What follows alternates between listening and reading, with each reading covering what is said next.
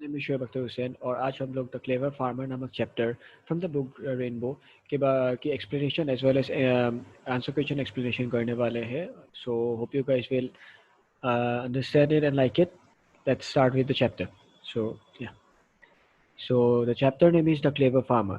The clever farmer का मतलब है चतुर किसान. Clever का वो the clever means in Hindi is chatur and farmer means kisan. So I'm gonna start reading the chapter with reading the chapter line by line और उसके बाद मैं हिंदी में समझाने का कोशिश करूँगा. So let's start with the introductory part with the bracket part.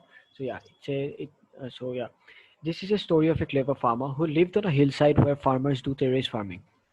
So this is easy like just आपको समझने के लिए ये पार्ट दिया गया है लाइक थोड़ा इंट्रोडक्शन थोड़ा कनेक्शन दिया गया है स्टोरी के साथ कि ये एक कहानी है एक चतुर फार्मर की जो हिल साइड मतलब पहाड़ के किनारों में रहता था. हिल साइड मीन्स पहाड़ के किनारों में फार्म करता था और वहाँ पर टेरेस फार्मिंग करता था. अपना फार्म मतलब खेती करता था वो वहाँ पर.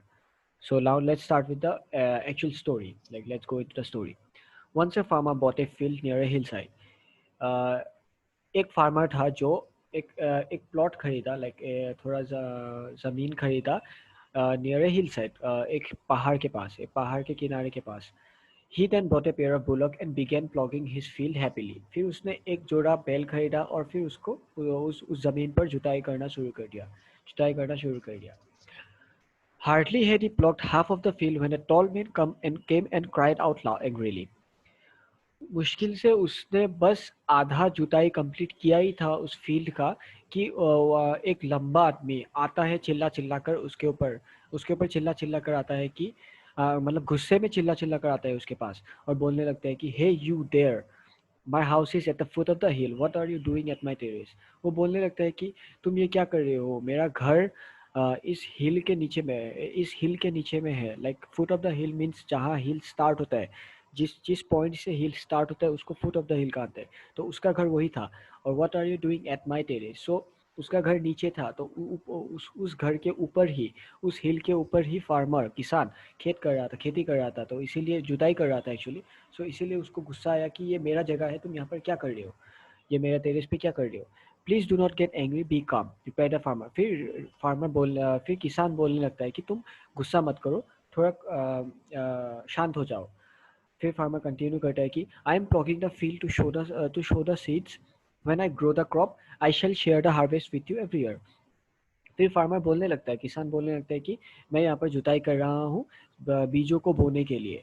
और जब मेरा खेत कंप्लीट हो जाएगा, जब मेरा खेत पूरा फुल ग्रोन हो जाएगा, तो मैं मेरा अनाज तुम्हारे साथ शेयर करने वाला हूँ, लाइक तुम्हारे साथ बांटने वाला हूँ हर साल.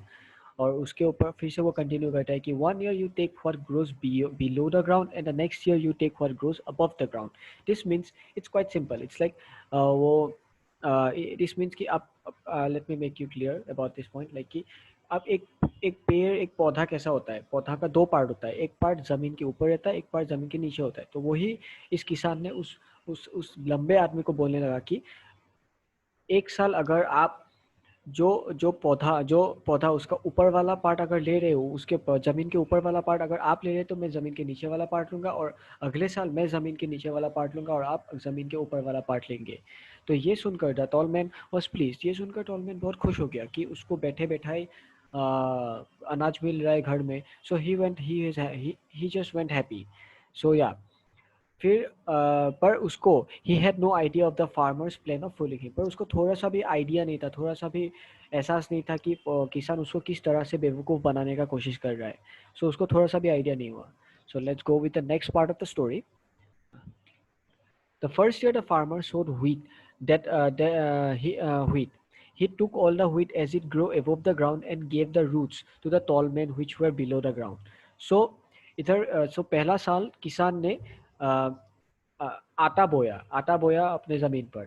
तो आटा ज़मीन के ऊपर होता है, मतलब जो उसका अनाज होता है वो ज़मीन के ऊपर उगता है। तो इस हिसाब से इसीलिए उसने किसान ने सारा आटा अपने पास रख के जो रूट पार्ट है, जो ज़मीन के नीचे वाला पार्ट था, वो सब लंबे आदमी को दे दिया, जो लंबे तौल आदमी था उसको दे दिया। क्योंकि वो लोग ने ऐसा कॉन्ट्रैक्ट व ऐसा एग्रीमेंट किया था कि अगर मैं इस साल ऊपर वाला पार्ट ले रहा हूँ तो आप नीचे वाला पार्ट लीजिए, अगले साल आप नीचे वाला लीजिएगा, मैं ऊपर वाला लूँगा, ऐसा कॉन्ट्रैक्ट किया हुआ था। तो इसलिए उसने ऊपर वाला पार्ट खुद रख के, जितना अनाज था खुद रख के, बस द वेस्ट रूट उस लंबे आदमी को दे दिया। फिर ये देखकर the tall man got angry, ये देखकर ऑब्वियसली उसको गुस्सा आएगा। He took the farmer he told the farmer that the next time he would take the part which would wait a sec. Oh, okay. He would take the part which would grow above the ground. The farmer agreed. फिर ये देखकर जब उसको roots मिल गया, बस waste roots मिला किसान तौल आदमी को, तब उसको गुस्सा आया। ऑफ कोर्स गुस्सा आएगा। फिर वो अपने किसान के पास जाके बोलने लगता है कि अगली बार मैं ज़मीन के ऊपर वाला पार्ट लूँगा और तुम ज़मीन के नीचे वाला पार्ट लेना। फिर ये सुनकर फार्मर फिर से एग्री करता है, फिर से बोलता है कि ठीक है, होगा। तो नेक्स्ट ईयर क्या किया, अगले साल फार्मर ने the next year the farmer grew groundnuts. When the crop was ready the farmer took all the groundnuts as it grew below the ground. The poor tall man got only the leaves which were above the ground. तो अगले साल farmer ने क्या किया, उसने अपने खेती पर मूंगफलियों का पेड़ लगा दिया। और जब मूंगफली बड़े हो गए, जब मूंगफली रेडी हो गया कंज्यूम मतलब निकालने के लिए, और जब अनाज रेडी हो गया, तो फार्मर ने सारा मूंगफली अपने पास रख लिया, क्योंकि ये ज़मीन के नीचे ग्रो करता है, मूंगफली ज़मीन के नीचे ग्रो करता है। और जितना भी वेस्ट लीफ था वो लंबे आदमी को दे दिया। The poor man got only the leaves which were above the ground. या तो जितना भी लीव्स था वो सब वो टॉल मैन को दे दिया, क्योंकि as as it was arranged before. तो लंबे आदमी ने खुद बोला था कि जो वो ज़मीन के ऊपर रहेगा वो मेरा होगा और नीचे वाला पार्ट तुम लेना। तो he did that. So in this way the tall man was fooled by the farmer again. So इसी तरह से वो लंबा आदमी फिर से बेवकूफ़ बन गया किसान के हाथों। So this is the end of the story. It's a small story, sweet story, and a funny story. So I hope you guys liked it. सबको समझ में आ गया होगा। और now let's do with the answers and questions. So first question and answer. Where did the farmer live? किसान कहाँ रहता था? The farmer lives on the hillside. किसान पहाड़ों के किनारों में रहता था. Yeah, that's easy, that's simple. So let's go with the next question. Which type of farming is done on the hillside? कौन से किस्म का खेती किया जाता है पहाड़ों के किनारों में? Terrace farming is done by the farmers on the hill side. Terrace farming को हिंदी में छत छत की खेती बोला जाता है। लाइक जो खेती as you can see in the picture, जो खेती का पहाड़ों में किया जाता है, विथ लाइक पहाड़ को काट काट के स्टेप वाइज बना के किया जाता है, उस टाइप की खेती को इंग्लिश में बोलते हैं टेरेस फार्मिंग। वो टाइप की फार्मिंग किया जाता था बाय द फार्मर्स। किसान वो टाइप ऑफ फार्मिंग करते थे, वो किस्म का फार्मिंग करते थे, खेती करते थे ऑन द हिल साइड, पहाड़ों के किनारों में। I hope you guys understood that. So let's go with the next question. Yeah. Why was the tall man angry? लंबा आदमी गुस्सा क्यों हो गया था? The tall man was angry because the farmer was ploughing on the tall man's field. लंबा आदमी of course गुस्सा आएगा, क्योंकि लंबा आदमी के फील्ड पे किसान काम कर रहा था लंबा आदमी से बिना पूछे, इसीलिए उसका गुस्सा आ गया था। It's easy. Now let's see the actual meaning of ploughing. Ploughing मतलब क्या होता है? So a plough is a farm tool for loosening or turning the soil before showing seeds or planting. Plough were traditionally drawn by oxen and horses, but in modern farms are drawn by tractors. So it's easy. प्लॉक और plough is a tool होता है, इसको हम लोग हिंदी में हल बोलते हैं। तो ये मिट्टी को थोड़ा उभारने के लिए और मिट्टी को थोड़ा घुमा देने के लिए, थोड़ा लूजन अप करने के लिए यूज़ किया जाता है। जस्ट बिफोर उसको बीज बोने से पहले, पेड़ों के मतलब जो खेती का बीज होता है उसको बोने से पहले ये करना बहुत ज़रूरी होता है। तो प्लॉक और प्लॉ इसको हम हल बोलते हैं, इसको इंग्लिश में प्लॉक बोलते हैं, और PLOW प्लॉ बोला जाता है। तो प्लॉक्स पहले ट्रेडिशनली पहले के ज़माने में बैल और घोड़ों से खींचा जाता था, पर आजकल मॉडर्न ज़माने में इसको ट्रैक्टर से खींचा जाता है। So that's it, that's what plogging means. So let's go with the fourth question. Who pleased the tall man and how? कौन लंबे आदमी को खुश कर दिया था? The farmer pleased the tall man by offering a share of harvest every year. जो किसान था वो लंबे आदमी को खुश कर दिया था क्योंकि उसने अपने अनाज का एक हिस्सा देने का वादा किया था हर साल. So that's it, that's simple. इस तरह से वो तौल आदमी खुश हो गया था, तौल आदमी खुश हो गया था फार्मर के ऑफर को देखकर. So let's go to the fifth question. Who was clever, a farmer or a tall man? Give reason. कौन ज्यादा चतुर था? किसान ज्यादा चतुर था या tall man ज्यादा चतुर था? So let's do the answer. The farmer was cleverer than the tall man because he tricked the tall man every year and keeps the crop to himself.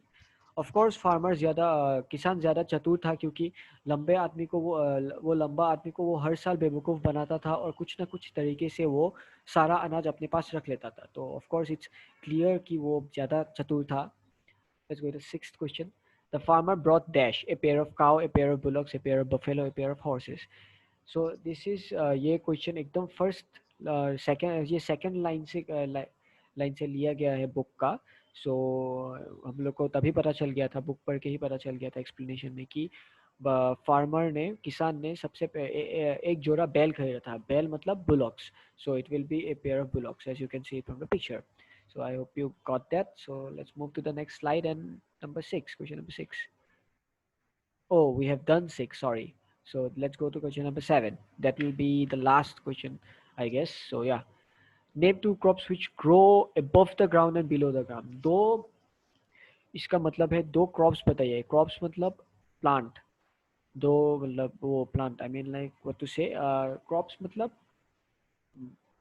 दो पेड़ एक्चुअली मतलब अनाज का पेड़ जो होता है लाइक वो दो दो पेड़ बताइए जो पौधा बताइए जो जमीन के ऊपर ग्रो करता है और दो पौधा बताइए जो जमीन के नीचे ग्रो करता है, जिसका अनाज जमीन के नीचे ग्रो करता है.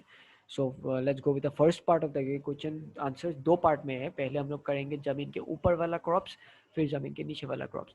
जमीन के ऊपर वाला क्रॉप दो है. एक है राइस का मतलब है चावल, और एक है व्हीट का मतलब है आटा. और द सेकेंड विल भी जो ज़मीन के नीचे ग्रो करता है उसका वो है, एक का नाम है ग्राउंड नट, एक है ग्राउंड नट और एक पोटैटो. ग्राउंड नट मीन्स मूंगफली और पोटैटो मीन्स आलू. सो या दिस विल दैट्स इट. और ये आप क्वेश्चन ये आप पिक्चर में भी देख सकते हैं, as you can see from the picture. I hope you get it. So that will be all with this chapter. We have done the explanation. हम लोग ने एक्सप्लेनेशन किया हिंदी में, as well as we have done the exercise. Hindi में explain कर दिया गया. I hope you guys all enjoyed it and understood it. So I think this, so that's it. So that's it.